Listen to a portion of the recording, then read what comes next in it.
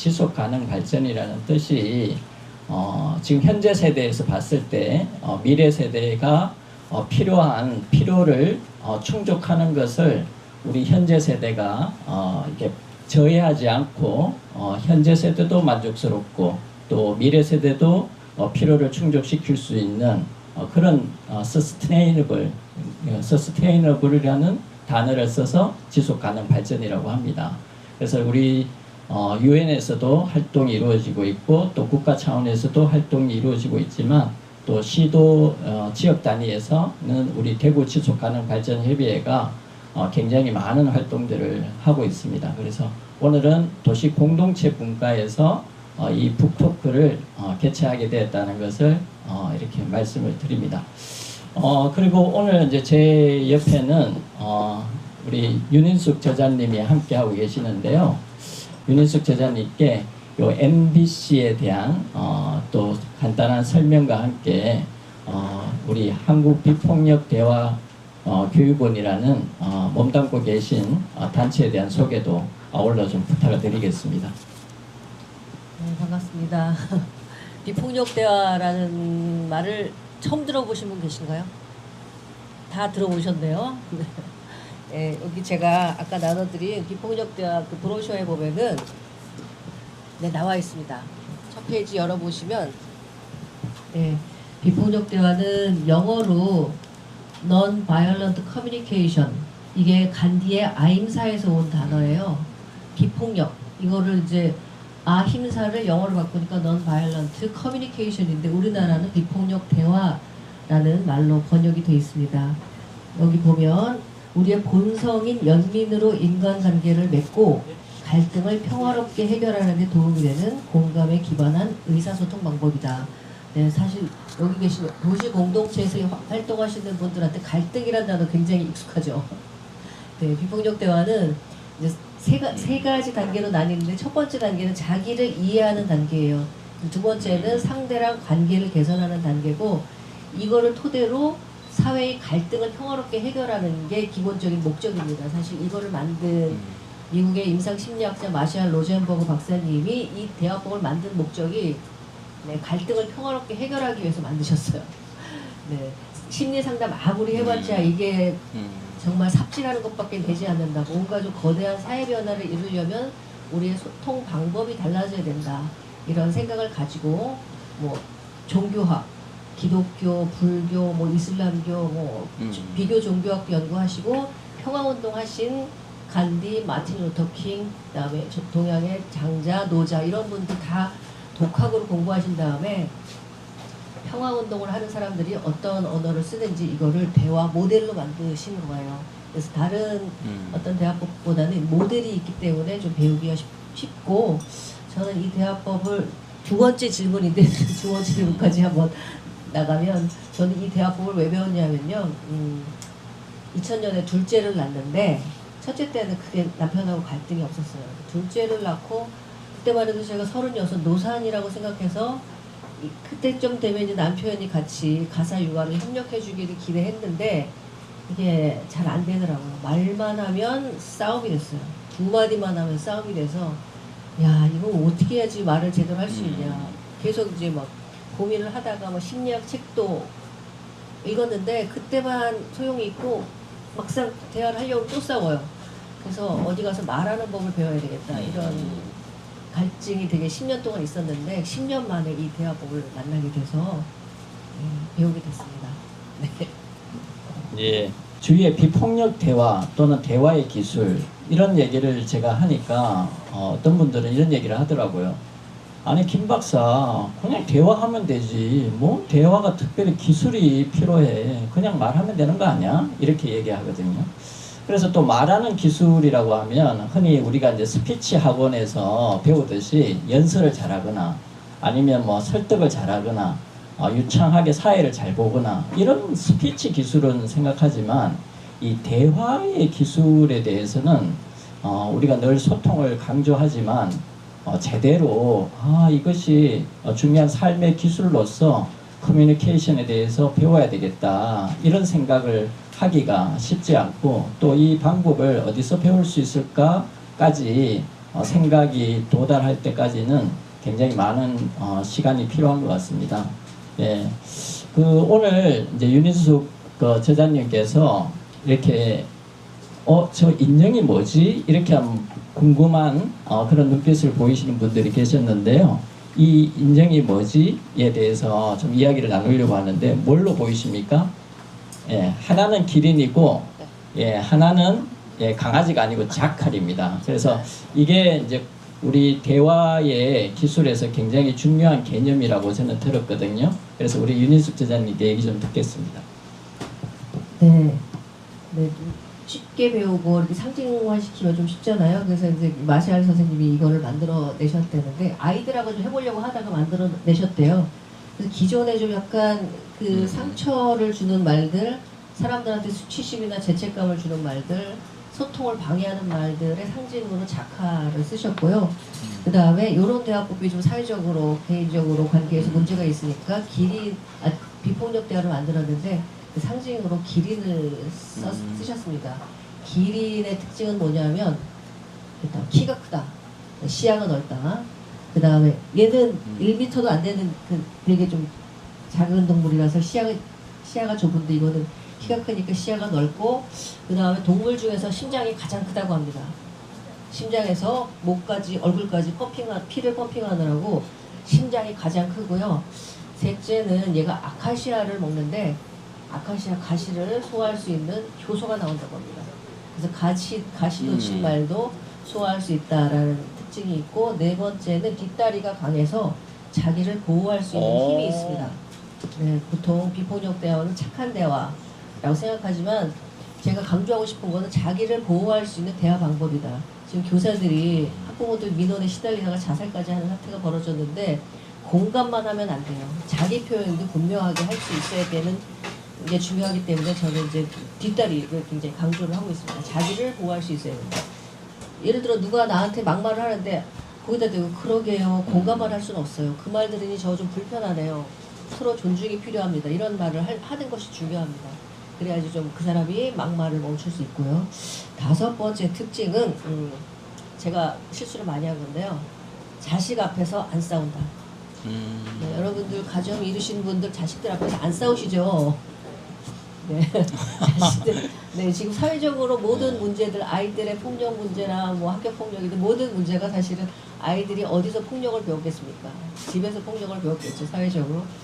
집에서 평화로우려면 아이들 앞에 싸우지 않는다. 요 다섯 번째 특징도 굉장히 중요한 것 같습니다. 그래서 이렇게 상징을 쓰고 있고요. 이렇게 해가지고 이제 말하기도 하고, 이것도 머리띠인데 이건 듣기 할 때 씁니다. 사실 듣기가 사회적으로는 경청을 잘하자, 공감을 하자 하는데요. 구체적인 방법을 안 알려주는 게 이게 문제예요. 공감하는 방법 혹시 아세요? 배워본 적 없잖아요, 우리. 그래서 공감을 우리식으로 해석을 하는데 사실 이걸 배워보니까 우리가 생각하는 건 공감이 아니라 동의하는 뜻, 또는 뭐 위로한다고 하면서 힘들어하지 마, 힘내 이런 얘기도 하고, 내 얘기도 하고, 또 생각을 바꿔봐 전환시키기도 하고, 여러 가지 다양한 걸 많이 하는데 사실 그런 거는 공감에 크게 도움이 되지 않는 방법입니다. 그래서 공감하는 법을 익히기 위해서 이제 머리띠를 쓰면서 배우기도 합니다. 이건 자칼의 머리띠인데요. 기존의 자칼식으로 듣는 방법은 뭐냐면은 누가 나한테 비난하는 말을 해요. 예를 들어 제가 제일 많이 들었던 말은 저 남편 경상도인데요. 저한테 기본이 안 돼 있다. 당신은 말이야 기본이 안 돼 있어 이렇게 하는 거죠. 그렇죠. 그런 말을 들을 때 기존의 이 자칼식으로 들으면 어떻게 되냐면요. 그러는 당신은 기본이 뭔데? 이러면서 이제 바로 비난하는 식으로 듣는 대화 방법이 있죠. 그게 보통 우리의 제2의 천성처럼 돼 있고, 또 한편으로는 아 그런가? 내가 문제가 많은가? 나 혹시 좀 기본이 안 돼 있나 봐. 자기를 비난하기도 해요. 우리가 듣는 기존의 방법들이 상대 비난하고 자기 비난하고 이걸 왔다 갔다 해요. 상대 비난하면 분노가 일어가지고 막 상대한테 폭행을 가하고, 자기를 비난하면 우울에 빠져가지고 결국은 자기를 해치는 자살로 가기도 합니다. 그래서 우리는 좀 새롭게 듣는 방법을 또 배우고 있는데요. 기린기를 안쪽으로 쓰면은 내 마음을 듣는 거. 그 말 들으니 나 좀 속상하다. 내 기본도 좀 인정해줬으면 좋겠다. 이렇게 내 마음을 듣고, 또 바깥으로 쓰면 상대의 마음을 듣습니다. 왜 좀 힘들어? 요즘에 사는 게 힘들어? 지쳤어? 좀 돌봄을 받고 싶어? 내가 좀 봐줬으면 좋겠어? 이게 상대의 마음을 듣는 이 두 가지. 내 마음도 듣고 상대 마음도 듣는 이런 듣기 할 때 쓰는 이런 도구입니다. 네. 아니 그 방금 윤혜숙 저자님께서 말씀을 이렇게 해주시면서 자기의 그 말도 이렇게 듣는다 이런 표현도 하셨는데 저는 이 책 부제를 이렇게 보면서 야 이게 무슨 의미지라고 이렇게 물음표를 크게 가졌던 단어가 있습니다. 이 부제를 보면 자기 공감과 상대 공감으로 일터를 변화시킨 15명의 이야기라고 되어 있는데요. 저는 공감하면 늘 타인에 대한 상대 공감만 생각했는데 이 비폭력 대화라는 것의 시작은 자기 공감에서부터 시작하는구나. 이게 굉장히 좀 신선하게 다가왔거든요. 그래서 이 이야기를 조금 더 좀 알기 쉽게 설명해 주시면 좋을 것 같습니다. 네, 공감이 지금 이제 교사분들은 공감에 대한 알레르기가 굉장히 심하다는 것 같아요. 우리의 공감해 주셨어요? 뭐 이러면서 이제 학부모들이 민원을 제기하는데, 공감은 상대 공감도 있지만 자기 마음을 스스로 공감하는 자기 공감도 있습니다. 사실 우리가 공감을 못하는 이유는 배워본 적이 없기도 하지만 우리 마음이 아직 공감받지 못해서 그래요. 우리가 공감을 좀 받으면 마음에 여유가 있어서 남도 공감을 쉽게 해주는데 사람들이 우리 마음 공감 안 해주죠. 여러분들 집에서 공감 받아 보신 적 있으세요? 잘 없으시죠? 네. 그래서 공감을 안 해주니까 비폭력 대화를 배우면 맨 처음에는 자기 마음을 먼저 들여다봅니다. 나더러 기본이 안 돼 있다? 이 말 들으니 내 마음이 뭐지? 속상하다. 나도 내 기본에 대해서 좀 인정받고 배려받고 싶다. 존중받고 싶다. 내 마음을 일단 들여다보는 거예요. 나의 느낌과 욕구를 들여다보는 거. 이게 바로 이제 자기 공감입니다. 남들이 안 해주기 때문에 셀프로 하는 거죠. 셀프 공감을 하고 이러면 좀 마음이 가라앉아요. 그런 다음에 이거를 표현할지 말지 선택할 수 있어요. 그래서 이제 표현하기로 선택하면 상대한테 표현하는 거죠.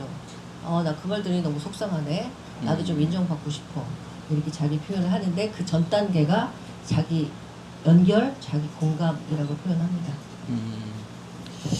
이게 이제 그 자기 공감, 그 다음에 이제 상대 공감으로 이제 통화와 그 다음에 이제 공감의 언어라고 이렇게 수식어가 있는데요.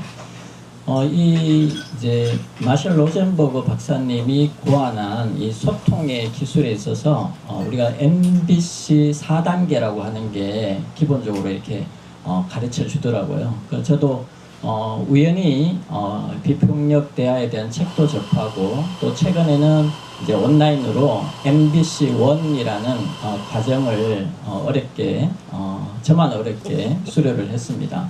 그런데 거기 보니까 4단계가 관찰, 그 다음에 느낌, 그 다음에 욕구, 그 다음에 이제 연결하기 위한 부탁 이렇게 이제 4단계로 되어 있더라고요. 그래서 앞서 이제 윤희숙 저자님께서 자기 공감을 이야기하면서 어떻게 보면 관찰과 느낌도 얘기를 해주셨는데요. 우리 윤희숙 저자님께서 뭐 본인이 이 비폭력 대화를 접하게 되었던 그때 상황도 좋고요. 아니면 또 15분의 실제 생생한 스토리 중에서 예를 드셔도 좋고, 요 관찰에서 느낌, 욕구로 오는 이런 부분에 대해서 조금 예를 들어서 설명을 해주시면 좋을 것 같습니다. 네, 제가 또 보내드린 거 뒤에 보면은 비폭력 대화 모델 해가지고 관찰, 느낌, 욕구, 부탁, 그리고 솔직하게 말하기, 공감으로 듣기. 네, 솔직하게 내 마음을 말하고 상대의 마음을 공감으로 듣는 이걸 좀 왔다 갔다 하는 게 우리 대화법인데요. 뭐를 솔직하게 말하냐면 4가지를 솔직하게 말합니다.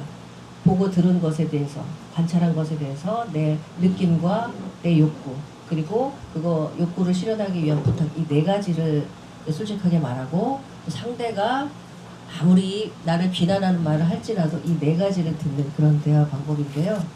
네, 예를 들어서 이제 아까 말했던 남편이 저한테 이기적이다, 기분이 안 돼 있다 이런 말을 들을 때 4가지 단계로 표현하면 당신이 나한테 이기적이라고 하는 말 들으니 나 너무 억울하다. 나도 내가 한다고 노력한 거 좀 인정받고 싶네. 그리고 나서 내 말 듣고 당신은 어때? 이렇게 4단계로 표현하는데요. 이렇게 표현하면 좀 웃기죠. 불편하죠. 기존의 대화법하고 다르니까. 그러니까 그냥 그 말 들으니까 내가 좀 속상하네. 나도 좀 인정받고 싶은데 이렇게 좀 우리말로 자연스럽게 표현하는 게 좋고요. 또 공감으로 느끼는 뭐냐면 상대가 나한테 사람이 이기적이다라고 하는 말을 하는 그 사람 뒤에 마음을 듣는 거예요. 당신이 그렇게 말할 때 당신도 좀 억울해? 딴 남자 다 대접받고 사는데 당신도 좀 대접받고 싶은 거야? 그래서 내가 뭘 해주길 바래? 뭐 이렇게 물어보는 대화법이죠. 네, 그래서 내 마음도 네 가지로 표현하고 그다음에 상대 마음도 네 가지로 듣는데요. 여기서 중요한 거는요. 보통 우리 대화법은 사람이 이렇게 이기적이야 이렇게 평가를 해버려요.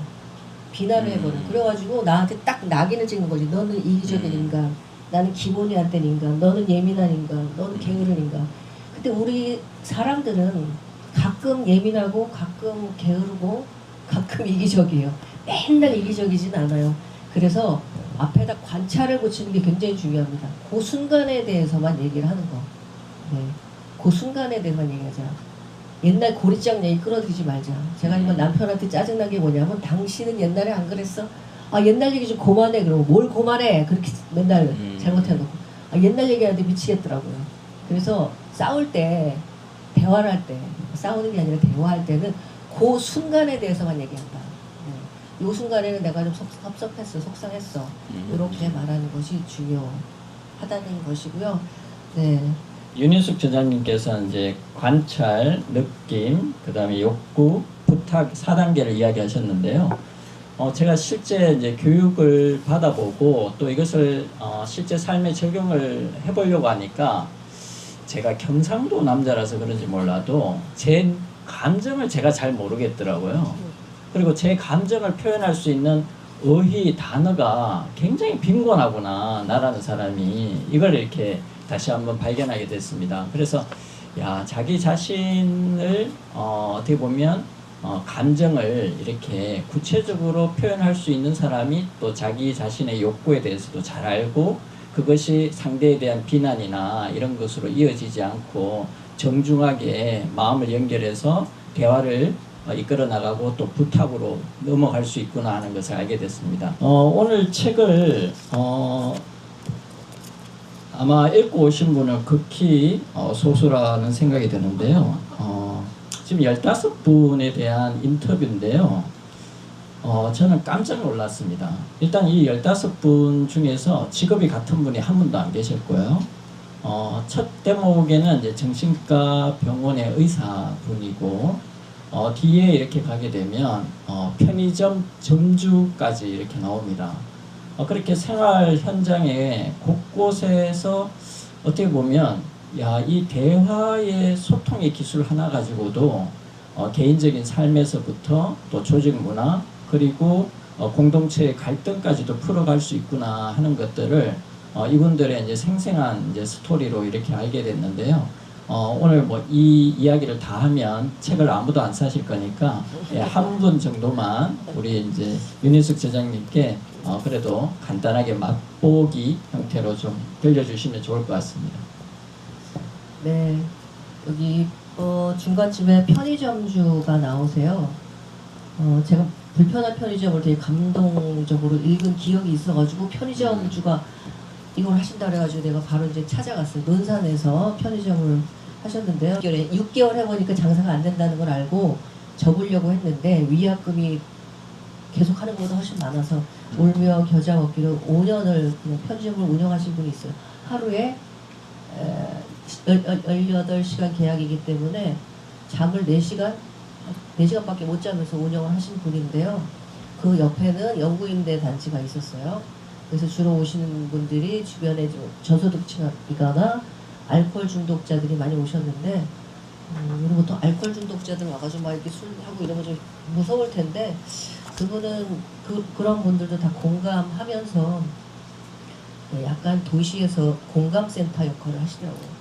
잠이 부족해서 이렇게 행하려고 하시면서도 오시는 분들한테 다들 공감해주고 또 막 약간 좀 험한 행동 하시는 분들 한테도 이렇게 전혀 무섭지가 않다 그러더라고요. 깜짝 놀랐어요. 저희는 약간 그런 행동을 하면 무서워가지고 약간 도망가는 스타일인데 그분은 전혀 무섭지가 않대요. 다만 무서운 거는 자기가 잠이 너무 부족해서 공감하지 못할까봐 그게 두렵다. 그래서 저는 이제 도시 곳곳에 편의점 굉장히 많잖아요. 편의점도 그렇고 미장원도 그렇고 도시 곳곳에 어떤 사람들한테 위로와 공감을 줄 수 있는 그런 센터들이 좀 있었으면 좋겠다. 서울에는요 미장원 앞에 마을 상담소라고 이렇게 표지가 붙어 있는데 야 이거 정말 대박이다. 그런 도시 곳곳에 등대처럼 그런 공간이 있어서 주민들이 가면 공감도 받고 또 뭐 약간 위험한 상황에서 안전한 대피소도 되고 그랬으면 좋겠다라는 생각을 합니다. 저도 사실 전공이 도시계획입니다. 그리고 도시운동을 했어요. 서울에서 걷고 싶은 도시 만들기 시민연대라는 곳에서 네, 정책센터장 하다가 토지공사라는 개발 회사에 취직을 했답니다. 근데 거기 토지공사 들어가서도 네, 제가 했던 그 전에 일을 인정받아서 사회공헌 업무로 그 시민단체 지원 사업을 한 2년 정도 했어요. 대구에서도 단체가 있었나 모르겠네요. 그때 지원한 사업이 어마어마하게 토지공사 그때 돈이 너무 많아가지고 네, 돈을 많이 풀어가지고 제가 전국에 있는 단체들을 꽤 많이 만났던 기억이 있는데 그래서 제가 여기 도시공동체 회원분들을 만난다고 해서 제가 너무 반갑더라고요. 이 비폭력 대화를 배우면은 도시운동 할 때도 굉장히 중요하고 여러분들이 시민들을 만날 때도 굉장히 큰 힘이 될 수 있겠다. 제가 여러 가지 이제 구상을 하고 있는데 아직까지 저도 못하고 있긴 한데 여러분들이 좀 배워서 곳에서 공감하는 사람들이 되었으면 좋겠다. 이런 생각이 들어요. 제가 사실 그 우리 도시 공동체 분과에서 오늘 북토크를 이렇게 이제 주최하게 된 것은 오늘 저자님께서 말씀하신 것처럼 이 비폭력 대화와 굉장히 밀접하게 관련이 되어 있습니다. 사실 우리 그 지속 가능 발전 SDG 목표 중에 그 하나가 바로 그 지속 가능한 발전을 위한 포용적인 사회를 만들자는 항목이 있거든요. 이제 그런 활동들을 해나가야 될 분과가 도시공동체 분과로 알고 있습니다. 사실 이야기를 들으면서 저는 이제 우리가 이렇게 기억 속에 있는 좀 가슴을 쓸어내리는 큰 두 가지 사건이 떠오르는데요. 하나는 서울에서 숭례문을 이렇게 전소시킨 그런 이제 노인분이 이렇게 불을 놓았죠. 그리고 또 대구에는 지하철 화재 또 참사가 있었는데 만약에 그 두 분 곁에 이 비폭력 대화를 배우신 공감사 한 분이 계셔서 그분의 한편으로 억울한 어떤 사정이 있을 수도 있었지 않겠나 싶은데 그런 분의 마음을 이렇게 어루만져주고 대화를 열어나갔다면 우리 사회에서 그런 참 불행을 막을 수 있지 않았을까 하는 생각이 듭니다. 저는 어떻게 보면 냉소적인 표현을 굉장히 싫어하는데요. 어떤 변화에 대해서 이야기하다 보면 가끔씩 이 말을 이제 벽처럼 느낄 때가 있습니다. 사람은 안 바뀌어. 사람은 안 바뀌어. 이게 이제 사적인 관계에서뿐만 아니라 공적인 관계에서 누군가를 포기해야 되는 그런 말들을 들을 때 사람은 고쳐서 못 쓴다. 이게 이제 조직 안에서도 흔히 나오는 말이고 그것은 이제 타자를 포기하는 거고 공동체를 포기하는 말이거든요. 그런데 어떤 상황에서는 정말 그 말이 수긍이 되는 상황이 이렇게 우리가 직면하지 않습니까? 그런데 오늘 이 이제 말을 바꾸는 일터가 달라졌다는 이 책을 읽으면서 제가 다시 한번 좀 희망을 가지게 됐는데 우리 저자님은 또 저와 비슷한 그런 가정은 없었는지 또 그 사람의 변화에 대해서 어떤 신뢰가 있으신지 그 얘기를 조금 듣고 싶습니다. 네, 사람은 언제 바뀌냐? 본인이 필요를 느낄 때 바뀝니다. 네, 저도 남편하고 육아를 둘러싼 10년 전쟁을 벌이면서 어떻게 안 싸울 수 있을까 이제 되게 고민을 많이 했고요. 좀 평화롭게 살고 싶다라는 좀 절실한 욕구가 있었던 것 같아요. 그래서 막 대화법을 찾아다녔고 이런 대화법이 세상에 있다니 너무 놀랍다. 그리고 이제 제 대화법의 문제가 뭔지를 첫 시간에 가서 배웠죠. 대화법의 문제가 뭐였냐면은 제일 크게 두 가지예요. 비난하는 말, 강요하는 말. 사실 이 두 가지만 하지 않아도 갈등이 크게 벌어지지 않습니다. 당신은 사람이 못됐어, 이기적이야, 자기만 하라고, 집안 좀 도와, 맨날 이런 거예요. 이랬던 거예요. 그러니까 남편이 나는 시간 없어, 못해, 당신이 돈 벌으니까 당신이 도움 있으면 알아서 해, 이렇게 단절되는 대화만을 했던 거죠. 그래서 이제 대화법의 문제가 뭔지를 알고 이제 두 가지 중에 일단 비난하는 말을 끊었던 거죠. 비난하는 말을 안 했고, 네, 뭐 제가 알아서 다 하긴 했지만은, 네, 그만 싸우자. 왜냐하면 아이들이 너무 상처를 많이 받았기 때문에, 네, 그랬고요. 절실한 이유를 가지고 배우러 오기 때문에 절실한 사람들은 많이 다 바뀝니다. 그래서 저자님 말씀하신 것처럼 모든 변화는 간절함에서 시작한다는 것을 다시 한번 깊게 느끼게 됐습니다. 아니면 어떻게, 그러니까 좀 아까 김요한 대표님께서도 이야기하셨던 것처럼 오시는 분들보다 들어야 되는 분들은 이런 교육이 안 오는 상황들이 좀 있다 보니까 어떻게 해야 될지 고민이 좀 들어서 그냥 마이크 잡은 김에 이야기 들어봅니다.